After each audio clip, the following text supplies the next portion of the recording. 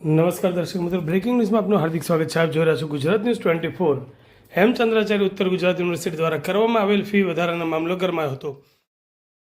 હેમચંદ્રાચાર્ય ઉત્તર ગુજરાત યુનિવર્સિટી ફરી આવી વિવાદમાં. કોલેજોમાં ફી વધારાને લઈને એબીવીપી છાત્ર સંગઠનનો ઉગ્ર વિરોધ.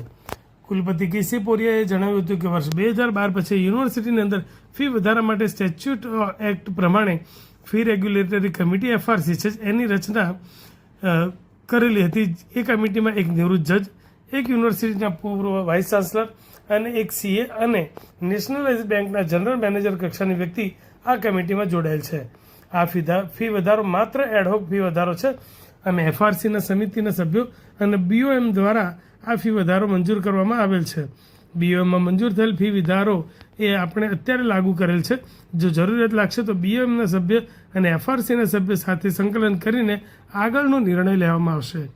કુલપતિ સાહેબના આવા નિવેદન છતાં એબીવીપી છાત્ર સંગઠનના વિદ્યાર્થીઓ આકરા પાણીએ હતા અને બહુ જ ઝડપથી તરત જ આ ફી વધારો પાછો ખેંચાય તેવી માંગ સાથે ઉગ્ર દેખાવ કર્યા હતા. એમને કયો કે ઉત્તર ગુજરાતના વિદ્યાર્થીઓ જે વાત કરી ના સાહેબ આજે પ્રતિકરણના બેઠા છીએ સાહેબ આગામી સમયમાં વીસી અધિકારીઓ બંનેનો ઘેરાવ કરવામાં આવશે.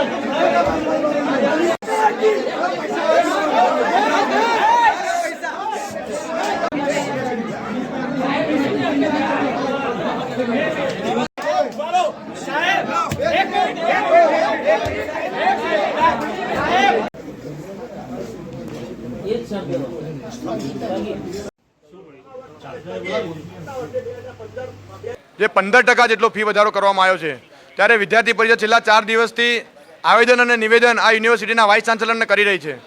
યુનિવર્સિટીમાં વિદ્યાર્થી પરિષદના કાર્યકરો છેલ્લા 4 દિવસથી આ માંગ કરી રહ્યા છે, પણ યુનિવર્સિટીનું નગરો તંત્ર, બોમ્બ મેમ્બરો, ઈસી મેમ્બરો હજી સુધી ઘોર નિંદ્રામાં સૂઈ રહ્યા છે. એફઆરસી કમિટી હજી સુધી આ નિર્ણયને સ્વીકારવામાં હજી સુધી પાછી હેઠ કરી રહી છે. અમે સાહેબને આજે શિક્ષણનું વેપારીકરણ બંધ થાય અને સેલ્ફ ફાઇનાન્સ કોલેજોમાં પૂરતી સગવડ નથી, જે પૂરતા સ્ટાફને ભરતી કરવામાં આવી નથી, તો સાહેબનું કહેવું છે કે 1000 રૂપિયા જેટલી ફી વધારી છે, પણ સાહેબને ખબર નથી પડતી 725 કોલેજના લાખો વિદ્યાર્થીઓ જ્યારે આ ફી વધારાના વિરોધમાં યુનિવર્સિટીમાં આવશે, યુનિવર્સિટી ચક્કાજામ થઈ જશે, સાહેબની રાત્રે ઊંઘ હરામ થઈ જવાની છે. પણ સાહેબને અમે આજે નિયમ કર્યો છે કે સાહેબ 1 કલાકની સાહેબ અમે રાહ જોઈએ છીએ, 1 કલાકમાં આ પરિપત્રને પાછો ખેંચો અને વિદ્યાર્થીઓના હિતમાં ન્યાય લો.